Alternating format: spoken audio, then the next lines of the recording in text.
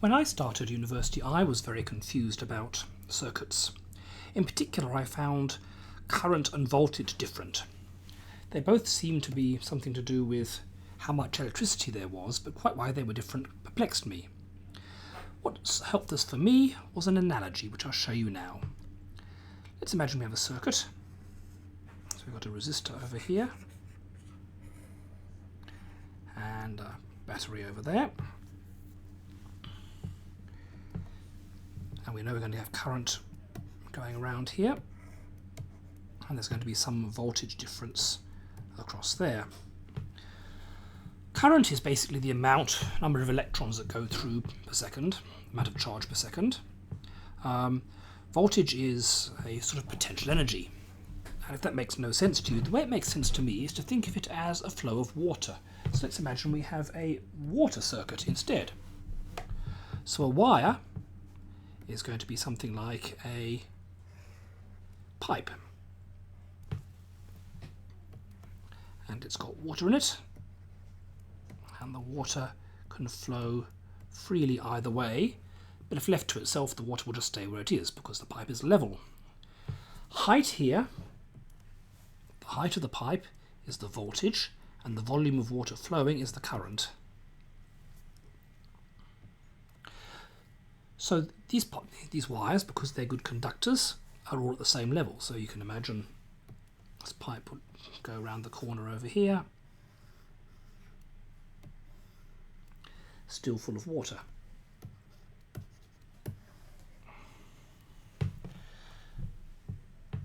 A resistor is like a very narrow pipe. Water has trouble getting through. It might even be a pipe full of sponge or something like that. Anything to stop the water flowing freely through. So the water won't go through a resistor unless there's a height difference from one end to the other. So in this case, we've got the resistor here, and then we've got a new pipe at the bottom, which curves round over to there, which is at a lower height. So make that clear. Let's put some supports up here to make you realise that this one is up high and that one's down low. It still has water in. So if there's a height difference from here to here, the water will flow through. The bigger the height difference, the steeper, and therefore the more water comes through. And you need the battery over here, which is a pump to bring the water back to the top again. The altitude all the way along here is low, the altitude all the way along there is high. Hopefully that makes sense, and so this is a good way to think about circuits. Voltage is the height, current is the flow of water.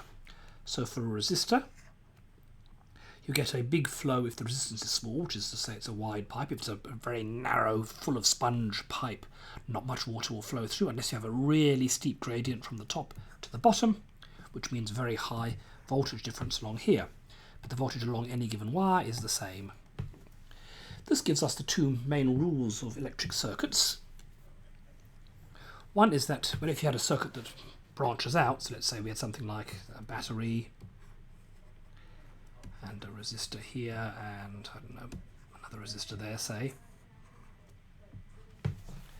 The first rule is basically conservation of water.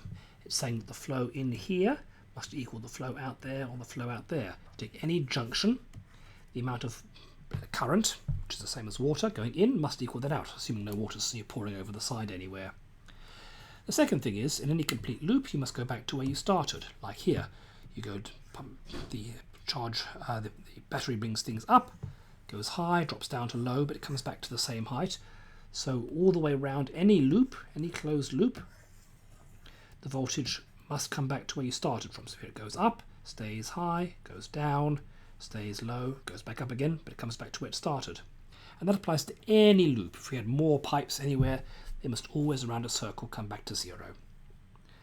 I hope you find this as helpful as I found it.